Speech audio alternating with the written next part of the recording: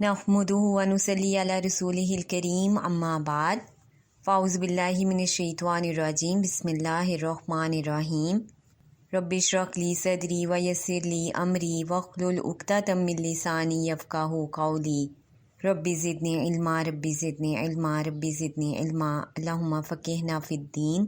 अस्सलामु अलैकुम व रहमतुल्लाहि व बरकातुहू। आज हम बात करेंगे जहन्नुम का अज़ाब, और जहन्नुम के अज़ाब को हम आयात और अहादीस के साथ देखते हैं। सूरत अल-निसा की आयत नंबर 56 में है, बेशक जिन्होंने हमारी आयतों से इनकार किया उनको हम जहन्नुम की आग में डालेंगे। जिस वक्त उनकी खाल जल जाएगी तो हम उनकी खाल को और खाल से बदल देंगे ताकि अज़ाब चखते रहें। आयात से इनकार से मुराद ये है कि अल्लाह के कलाम को पसे पुष्ट डाल दिया इन लोगों ने, ना ही उनको समझा और ना ही गौर व फिक्र किया और ना ही उस पर अमल किया, कि अल्लाह के कलाम को कोई अहमियत उन्होंने नहीं दी। इसी तरह सूरत अल-हज की आयत नंबर 19 और 21 में है, सो जो मुनकिर हुए उनके लिए आग के कपड़े लिपटने वाले हैं और उनके सरों पर खोलता हुआ पानी डाला जाएगा, जिससे उनकी खालें और जो कुछ उनके पेटों में है गल कर निकल जाएगा और उनके लिए लोहे के गुर्ज़ हैं। अब इस आयत में भी लफ्ज़ मुनकिर इस्तेमाल हुआ है, जिसका मायनी है इनकार करने वाला, अल्लाह की आयत का इनकार करने वाला, अल्लाह ताला की वहदानियत का इनकार करने वाला और आप सल्लल्लाहु अलैहि वसल्लम के आखिरी नबी होने का इनकार करने वाला, अल्लाह और उसके रसूल की नाफरमानी करने वाला, क़यामत के दिन का इनकार करने वाला, कब्र में अज़ाब का इनकार करने वाला, जहन्नुम और जन्नत का इनकार करने वाला और मौत के बाद दोबारा ना उठने का इनकार करने वाला। और ऐसे लोगों के लिए अल्लाह ताला ने अज़ाब भी बता दिया कि उनके जो कपड़े हैं वो आग के होंगे और उनके सरों पर गर्म पानी डाला जाएगा और उस गर्म पानी की शिद्दत की वजह से उनकी खालें जो हैं वो जल जाएंगी और इसी गर्म पानी की वजह से उनके पेटों में जो कुछ है वो सब गल सड़ जाएगा और निकल जाएगा। और सिर्फ यही नहीं, उनके लिए लोहे के गुर्ज़ तैयार किए गए हैं जिससे कि उनके जिस्मों और सर पर ज़रब लगाई जाएगी। जहन्नुम के अज़ाब का ज़िक्र करते हुए सूरत अल-कहफ़ की आयत नंबर 29 में है, हमने जुल्म करने वालों के लिए दोज़ख की आग तैयार कर रखी है जो चारों तरफ से उनको घेर रही होगी, और अगर पानी के लिए फरियाद करेंगे तो पीप जैसा पानी मिलेगा जो इस कदर गर्म होगा कि मुंह को भून डालेगा। क्या बुरा पीना है और क्या बुरा आराम। अस्तगफिरुल्लाह। अब यहाँ पर देखें कि अल्लाह ताला ने इस आयत के शुरू में जुल्म करने वालों का जिक्र किया है। अब जुल्म करने वाले कौन से हैं? वो लोग जो अपनी जानों पर जुल्म करते हैं, अल्लाह के साथ शिर्क करके और उसकी वहदानियत का इनकार करके वो जहन्नुम के अज़ाब को अपने जिस्म पर मुसल्लत कर लेते हैं और गुनाह पर गुनाह करके खुद ही अपने आप को अज़ाब में मुब्तला कर लेते हैं। इसके अलावा जुल्म करने वाले कौन हैं? जो अल्लाह के अलावा औरों की इबादत करते हैं। मुश्किलात और परेशानियों के वक्त वो अल्लाह ताला की तरफ रजू करने के बजाय और लोगों की तरफ वो रजू करते हैं और उनसे मांगते हैं। ऐसे इंसान ही सबसे बड़े जालिम हैं। ऐसे लोग खुद पर जुल्म करते हैं। अपनी जानों पर जुल्म करने की वजह से अल्लाह ताला इनको अज़ाब पहुंचाएगा और इनके लिए दोज़ख की आग तैयार कर रखी है, और ये ऐसी आग है जो उनको चारों तरफ से लिपेट लेगी। और इस आग और गर्मी की शिद्दत की वजह से जब ये लोग पानी मांगेंगे तो वो कैसा पानी होगा कि जो कि पीप जैसा पानी होगा, और जब ये पीप जैसा पानी ये पिएंगे तो उनके मुंह गल सड़ जाएंगे। और ऐसे वो लोग होंगे कि जिन्होंने दुनिया में रहते हुए अल्लाह की नेमतों से इनकार किया, इसको अपनी बड़ाई समझी और इसको अपना हक जाना और अल्लाह की दी हुई नेमतों का शुक्र अदा नहीं किया। इसी तरह सूरत अल-तौबा की आयत नंबर 34 और 35 में है, और जो लोग सोना और चांदी जमा करते हैं और उसको अल्लाह की राह में खर्च नहीं करते, सो उनको दर्दनाक अज़ाब की बशारत सुना दो, जिस दिन उसे जहन्नुम की आग में دہکایا جائے گا، پھر اس سے ان کے ماتھے اور پہلو اور پیٹھیں داغی جائیں گی اور کہا جائے گا یہ ہے وہ جو تم نے اپنے لیے جمع کر رکھا تھا، اب اس جمع کرنے کا مزہ چکھو۔ اب یہاں پر ان لوگوں کا ذکر ہے جو کہ سونا چاندی جمع کرتے ہیں، یعنی کہ اس کی زکوٰۃ ادا نہیں کرتے، اور جب بھی وہ اس کو پہنتے ہیں خریدتے ہیں تو ریاکاری سے کام لیتے ہیں۔ اور یہ وہ لوگ ہیں کہ جو اپنے مال کو اللہ کی راہ میں خرچ نہیں کرتے۔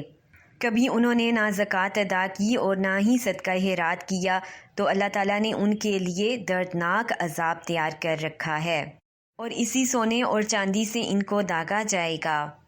اور اسی آیت میں اللہ تعالیٰ نے فرما دیا کہ یہ دردناک عذاب ہے۔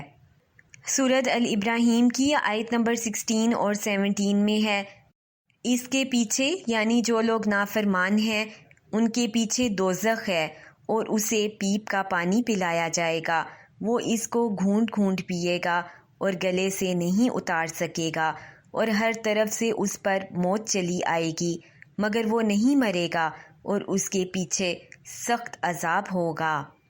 اب آپ دیکھیں کہ یہ جہنم کی جتنی آیات یہاں پر بتائی جا رہی ہیں اس میں کہیں جہنم کے عذاب کو سخت عذاب کہا گیا، کہیں اس کو دردناک عذاب کہا گیا، کہیں اس کو عبرتناک عذاب کہا گیا۔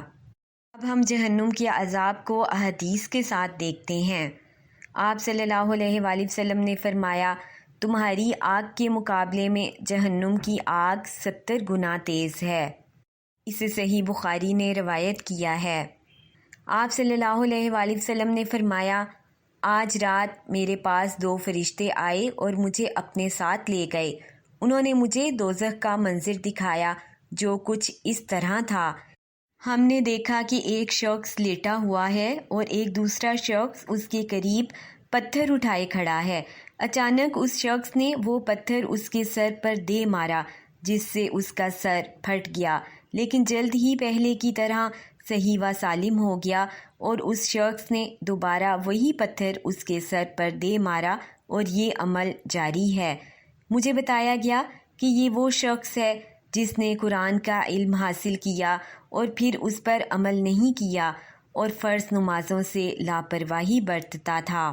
اب اس حدیث میں 2 چیزوں کا ذکر ہے کہ قرآن کا علم حاصل کرنے کے بعد اس پر عمل نہ کرنا یہ عذاب کا باعث ہے، اور اس طرح کا عذاب دیا جائے گا جو کہ حدیث میں بتایا گیا، اور دوسرا وہ شخص کہ جو فرض نمازوں سے لاپرواہی برتتا تھا، یعنی فرض نمازوں کو وہ کوئی اہمیت نہ دیتا، اگر وہ ان کو ادا بھی کرتا تو کبھی پڑھتا اور کبھی نہ پڑھتا، یا وہ شخص جو نمازیں پڑھتا تو تھا لیکن وہ اس میں خشوع و خضوع پیدا نہیں کرتا تھا، وضو صحیح طریقے سے نہیں کرتا تھا، یا ان کو وقت پر نہیں ادا کرتا تھا، یا ناگواری سے ادا کرتا تھا۔ اب دیکھیں کہ اگر یہ 2 چیزیں انسان میں ہوں تو وہ کس قدر عذاب کا مستحق ہوگا۔ پھر آپ صلی اللہ علیہ وآلہ وسلم نے فرمایا کہ ہم نے دیکھا کہ ایک شخص لیٹا ہوا ہے اور ایک دوسرا شخص ایک تیز دھار والا ہوک نما چھرا لیے اس کے سر پر کھڑا ہوا ہے، جو اس نے اس شخص کے چہرے کے ایک جانب گاڑ کر اس کے ایک گال، ایک نتنے اور ایک آنکھ کو گدی تک چیر دیا۔ پھر وہ اس شخص کے چہرے کی دوسری جانب آیا اور اس حصے کو بھی اسی طرح چیر دیا، لیکن ابھی وہ چہرے کی اس جانب سے فارغ بھی نہیں ہو پاتا کہ دوسری جانب پہلے کی مانند صحیح و سالم ہو جاتی ہے، اور وہ اس کے ساتھ پھر وہی عمل دہراتا ہے جو پہلے کیا تھا۔ مجھے بتایا گیا کہ یہ شخص صبح صبح اپنے گھر سے نکل کر جھوٹی افواہیں گھڑتا تھا جو ہر طرف پھیل جاتی تھیں۔ اب اس حدیث پر اگر غور و فکر کریں تو کتنے ہی لوگ اس طرح کے ہیں کہ جو کہ اس جھوٹ کو جھوٹ ہی نہیں سمجھتے، سنی سنائی بات کو آگے پہنچا دیتے ہیں۔ اب ہم دیکھیں کہ کتنی ہی خبریں اس طرح کی ہیں جو کہ ہم ٹی وی یا موبائل کے ذریعے ہم دیکھتے اور سنتے ہیں کہ جس میں کوئی سچائی نہیں ہوتی، من گھڑت افواہیں ہوتی ہیں، جھوٹ ہی جھوٹ ہوتا ہے، اور ہم بغیر تصدیق کے ان میسیجز کو آگے فارورڈ کرتے ہیں۔ اب ذرا اس حدیث پر وہ لوگ غور و فکر کریں کہ جو کہ بات بات پر جھوٹ بولتے ہیں، لوگوں کو دھوکہ دیتے ہیں، یا بعض لوگ اس انداز سے بات کرتے ہیں کہ جس سے سچائی کی تصدیق ہی نہیں ہو پاتی، یعنی ایسے لوگ اپنی بات میں جھوٹ کا سہارا لیتے ہیں۔ تو ایسے لوگ یہ جان لیں کہ حدیث کے مطابق ان کے ساتھ کس طرح کا معاملہ ہونے والا ہے۔ اللہ تعالی ہم سب کو دوزخ کے عذاب سے محفوظ رکھے، آمین ثم آمین۔ ہم سب کو باعمل مسلمان بنا دے، جو کہ قرآن کو سمجھنے والا ہو، اس پر عمل کرنے والا ہو، اور آخرت کی فکر پیدا ہو جائے ہم سب میں۔ اور اللہ تعالی ہم سب کو بہترین عمل کرنے والا اور بہترین نماز کا پابند بنا دے، اور ہماری اولادوں کو بھی اللہ قرآن کی سمجھ عطا کرے، قرآن کا علم عطا کرے، اور اللہ ہمیں ہر طرح کے جھوٹ سے محفوظ رکھے، آمین ثم آمین۔ اللہ تعالی ہم سب کا خاتمہ بالخیر فرمائے، آمین ثم آمین۔ ربنا تقبل منا انک انت السمیع العلیم، سبحانک اللہم و بحمدک، اشہد ان لا الہ الا انت، استغفرک و اتوب الیک۔ السلام علیکم ورحمۃ اللہ وبرکاتہ۔